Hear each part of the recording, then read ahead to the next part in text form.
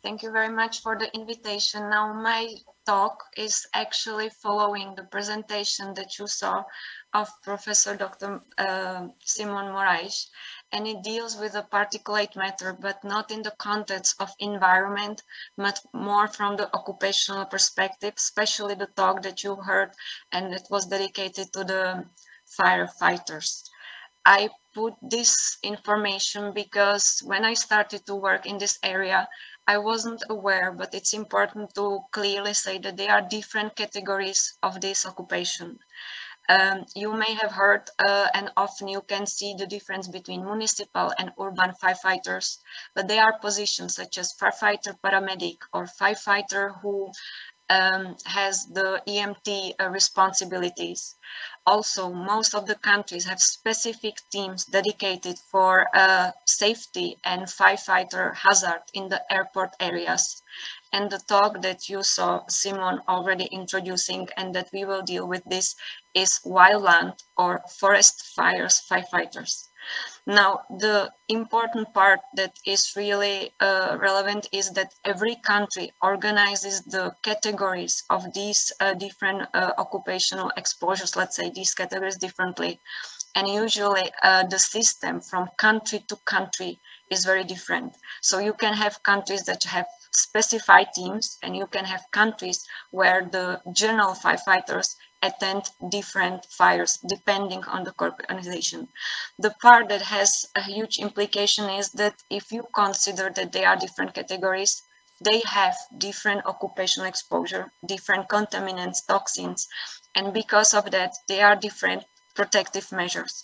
Now, I am not speaking at this point only about the clothing. You can see on the bottom of the slide two of the examples, but also the safety protocols and the measures behind the occupations are usually different.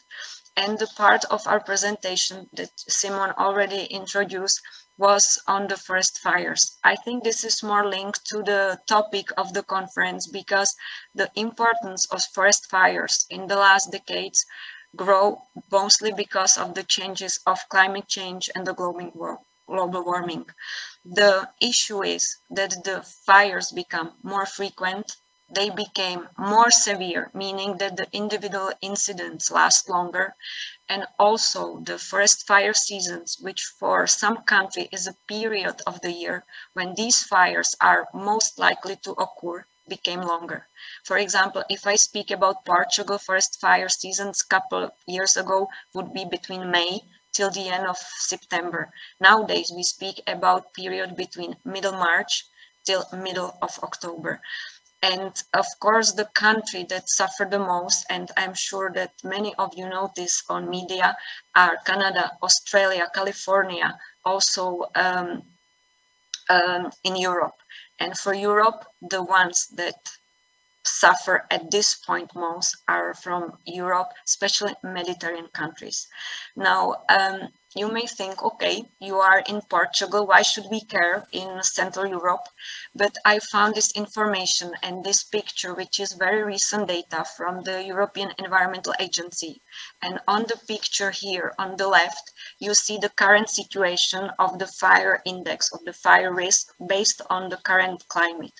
The picture in the middle and on the right sides are two projections to the future based on two assumed scenarios. One is the increase of 2 degrees in the global warming, other is based on the pollutants emissions. And in those scenarios you can see, and please notice that this is not absolute situation, this is actually projected percentage increase to the current situation, that in future, if our situation and air pollution will continue as predicted, all countries, including Central Europe and north of the Europe, countries such as Denmark, which are considered as a cold countries, might be at risk of forest fires.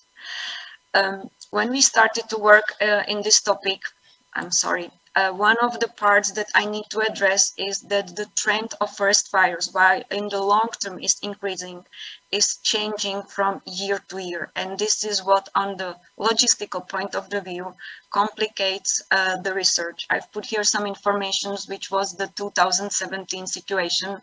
That year, Portugal, and you may notice on media, suffered incredible fire incidents, including 66 deaths of citizens. The year after, when government really invested a lot, the forest fires, thankfully, almost didn't happen. Now, for Portugal, because the work that we do and the project is in Portugal, the most affected regions are north and center, and it's mostly because of their climate, because the climate in the interiors is dry, and the differences between summer and winter are really extreme. I also put this slide because when I came to Portugal, I really am not Portuguese and I didn't understand the topic of forest fires. In Czech Republic, I apologize, thankfully, we don't have forest fires, it's not an issue. And I couldn't believe why is this happening? Are people really so negligent? And I found this information from last year, and it shows that 50% of the fires really are human negligent, but 40% of the fires were caused intentionally. Now, this is not due to some personal desire of fires, as I thought originally, but the truth is that these fires happen because people caused the fires purposely in a hope to gain the insurance money from the consequences. And because of this, the Portuguese government in the last 5 years really increased the efforts, especially in the area of the fire preventions. There have been different tools trying to identify early detection of the forest fires, especially in the remote areas. And last year, I also put this because it might be interesting. For the first time, they also launched a public campaign which draw attention towards our responsibility and citizens' safety and awareness of the forest fires. The words that you can see literally means Portugal is calling for you, for everyone. And I assume the campaign has actually been successful in a way, because this year Portugal adapted it and they used it for a campaign to call attention for and responsibility for the COVID vaccination. And you probably have noticed at this point, Portugal is one of the countries with the highest rate of the vaccination against the COVID. But back to the fires, a part of this, there are different tools, information, lines that people can call. There are applications that inform citizens about the risks of the fires in their area. And one step that Portuguese government also did was to call attention towards the occupational perspective and to fund several projects which focus on the topic of the firefighters' health. And this is where this study and the project that Professor Simon in her talk slightly introduced comes for. Now, the big aim is not just the air exposure particles, but to focus on a easy and accessible tool that will be able to surveil and detect health and safety of the firefighters.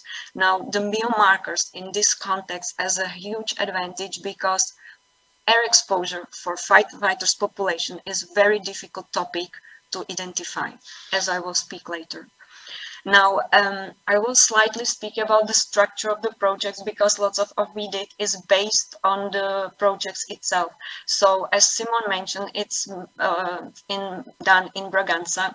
Now, what she didn't say was that Bragança district is about 250 kilometers far from Porto, where all of our partners, and including me, we live and work. So the logistic is rather challenging, and we were lucky that we have a local partner from Polytechnic Institute of Bragança who provides the first contact with the region in case of the fire situations. And through their involvement, we were able to secure the collaboration of all the municipalities. It's 12 municipalities in the district.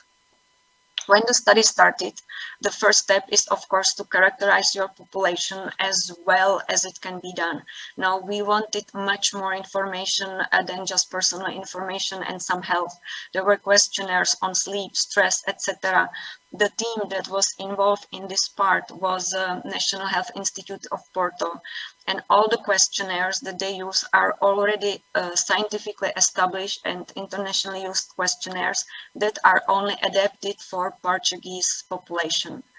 The big advantage from, I think, all the perspective of the project was that the Health Institute are used to have collaborations, and all the bureaucracy and legislation in terms of ethical approvals, the privacy, the data protections with according to the legislation, they are experienced and could very well handle on the behalf of the project.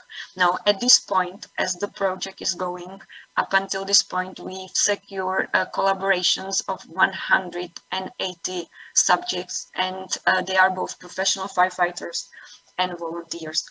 80% of the populations are the volunteers, which was our target group because the volunteers are primarily hired for the forest fire seasons to be helping with the fire events. Now, after we did the characterization of populations, came the really key part of the projects, which is the exposure assessment.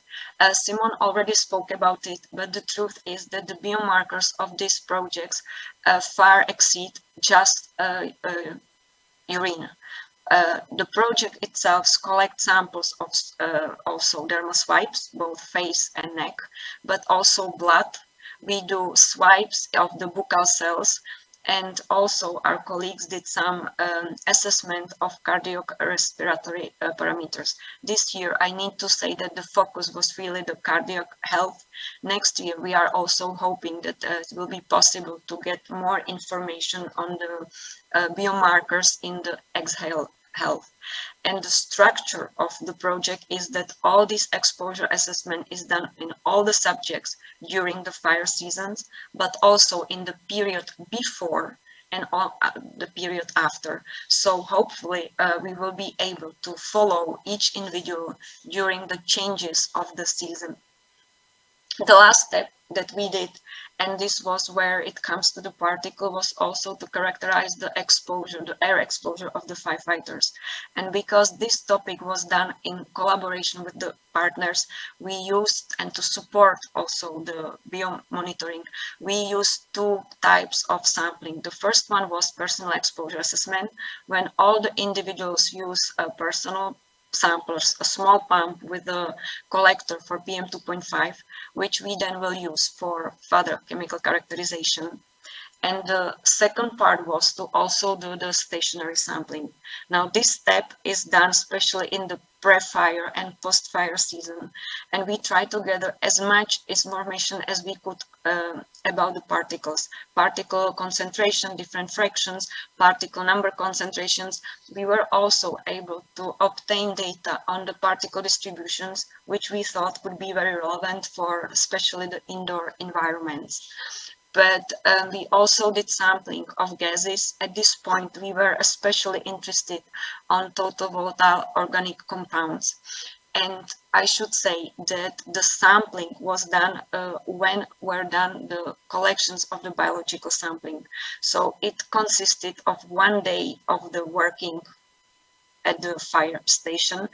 And we did concurrently the air, both indoors and outdoors. The spaces, as you can see on the pictures, were different from the places where they park the garages or to the repair houses, to the small areas when they change and clean the clothes.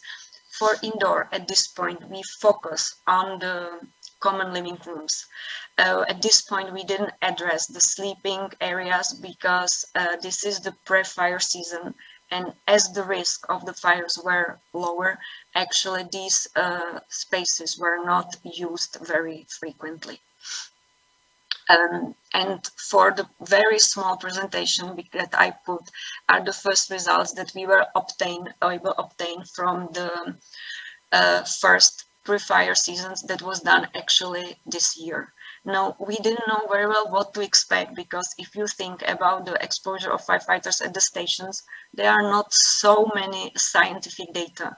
And in terms of level, the common aspect is to believe that indoors the concentrations are very high, that they will be higher than outdoor because of the confined spaces. Now, in our experience, and that was not a sort of exception, but it was a trend in all the firehouses, the concentrations that we were able to identify of PM10, and you spoke about the limits before, were between 8 to 16 micrograms per cubic meter. Now, this is a mean for each firehouse estimated over the 1 day of the sampling. And in terms of indoor environments, in terms of occupational indoor environments, we can consider this concentration relatively low. In the view of the proposed limits, well, that's a different discussion. We were not seeing any extreme levels. The only occurrence that we identify was in a Firehouse 7, when one of the firefighters was extremely interested in the equipment, and while smoking he visited and observed the equipment, and we immediately saw a rise in the indoor concentration. Nevertheless, that you can see in the other houses, the concentrations were not very extreme, whatever limit current we are now considering. What was interesting, and this was the information, the text on this side, was the particle size distribution, because again, we had some ideas, but we were very not sure what to expect. And the findings that we found was that for the indoor PM10, 80% of that is composed of PM2.5. More than that, if you evaluate the PM2.5 and PM1 fractions, 97% of the indoor respirable particles are in PM1. And the conclusion, the internal conclusion for us at this point is that in the future we would like to focus a lot on the indoor distribution and possibility of the simulation of some kind of respiratory models for the deposition in the workers' respiratory system. For the outdoor air, the concentration were higher. Again, these are averages based on measurements of 1 day of work. And between the 7 firehouses that I've selected for these presentations, the values were between 16 to 27 micrograms per cubic meter. Obviously, they were higher. Obviously, the data varied much more due to the meteorological conditions, wind, the outdoor spaces really are without any control whatsoever. In terms of composition, and that was very important for us, was the fact that, and many of you will think this is obviously logical, was the small amount of PM2.5, which composed only 20% of PM10, and majority of the PM10 being composed for coarse particles. For us, these two informations were relevant because when we consider the exposure, pre or post-fire exposure for the workers, we realized that the firefighters move very much between both environments, both indoor, both outdoor. So for the correct assessment of the personal exposure, we cannot consider one or the other, as it's often done in the current literature. Now, because we are in the middle of the work instead, and I think I am closing the 15 minutes of my time, I've prepared this slide because we've just started and most of our work is ahead of us. Professor Simon slightly mentions, but this is actually a project that follows the 180 subjects during 2 years. So next year we will repeat all the sampling during the 3 parts. And specifically for the air exposure part, what we would like very much to develop more would be the combination of the personal exposure sampling with the stationary data and the information that we are able to get from the questionnaire. Because as I've mentioned, the population is very well characterized, and we hope that together with the information on the biomarkers, we will be able to get some more relevant data. I didn't speak about it in the beginning, but this project actually involves, I believe, 4 institutions with several partners from firehouses, corporation, a medical organization, and this is the financial support that we were able to provide it. And though it's not very typical, our work is really, really logistically a challenging project. And I think one part that we are able so far to do it well is due to the collaboration of all the teams and the institution involved in this project, as well as the participants, which due to their jobs are very helpful towards our scientific needs. And I believe that this is really the end of the presentation.